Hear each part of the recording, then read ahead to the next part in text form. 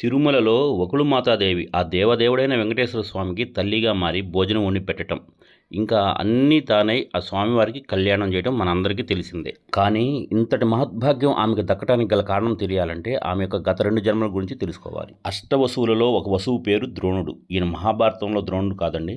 ఆయన భార్య పేరు ధరాదేవి. ఒకసారి బ్రహ్మదేవుడు వీరిని పిలిచి, మీరు భూలోకానికి వెళ్ళి మానవులకు మేలు చేసే కార్యాలు చేయండి అనటంతో వాళ్ళేమో విష్ణువుకు సేవ చేసే అదృష్టాన్ని వరంగా తీసుకొని భూమి మీదకు వస్తారు.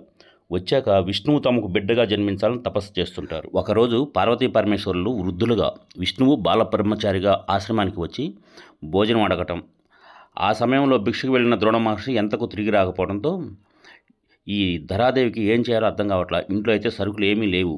నీరసించి తురిగిపోతున్న వృద్ధులను చూసి తట్టుకోలేక అంగడికి వెళ్ళి సరుకులు అప్పుగా అడగటంతో ఆ షాపు అతను దుర్బుద్ధితో సౌందర్యవతి అయిన ధరాదేవి స్తనాలను తాకనిస్తే సరుకులు అప్పుగా ఇస్తానడంతో నిర్ఘాంతపోయిన ఆ తల్లి, ఇంకో పక్కన ఆకలితో ప్రాణాలు పోయే పరిస్థితుల్లో ఉన్న వృద్ధుల కంటే నేను ఎక్కువ కాదు అనుకొని వెంటనే చాకుతో తన 2 స్తనాలను కోసి ప్లేట్లో పెట్టి అతనికిచ్చి రక్తమోడే శరీరంతో ఆ సరుకులను తీసుకొచ్చి ఆశ్రమానికి వచ్చి, ఇంతవరకే చేయగలిగాను, క్షమించండి.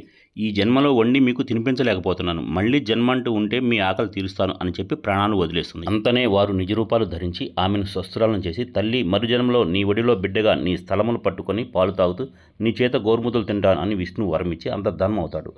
ఆ ద్రోణ మహర్షి ధరాదేవే మరుజన్మలో నందుడు యశోదగా పుడతారు. కనుచూపుతో ఈ ప్రపంచాన్ని శాసించగల ఈ భూమండలాధినేత అయిన శ్రీ మహావిష్ణువు కృష్ణుడిగా జన్మించటం, బాలకృష్ణుడిగా యశోద దగ్గర పెరిగి ఆ తల్లి దగ్గర పాలు తాగి ఆ తల్లి పెట్టిన గోరుముద్దలు తిని గత జన్మలో ఆ తల్లికి ఇచ్చిన వరాన్ని ఈ విధంగా నెరవేరుస్తాడు. తరువాత కంసును సంహరించడానికి దేవకీ వసుదేవులతో మధుర వెళ్ళి అక్కడే ఉండిపోతాడు. ఇక బృందావనం రాడు. తర్వాత ఎప్పుడో కృష్ణుని కలిసిన యశోద, నాయనా, నా దగ్గర పెరిగావు, నీవు ఇన్ని పెళ్ళిళ్ళు చేసుకున్నావు, నాకు ఒక్క పెళ్లి చూసే యోగ్యత లేదా, నాకు అదృష్టం ప్రసాదించు అంటే, నీవు పోయిన జన్మలో కోరుకున్న వరకే ఈ జన్మ, సరే నా వివాహం చూడాలి అని అడిగావు కాబట్టి మన జన్మలో నా వివాహం చూడటమే కాదు నీవే దగ్గరుండి చేస్తావని వరమిస్తాడు ఆ పరమాత్మ.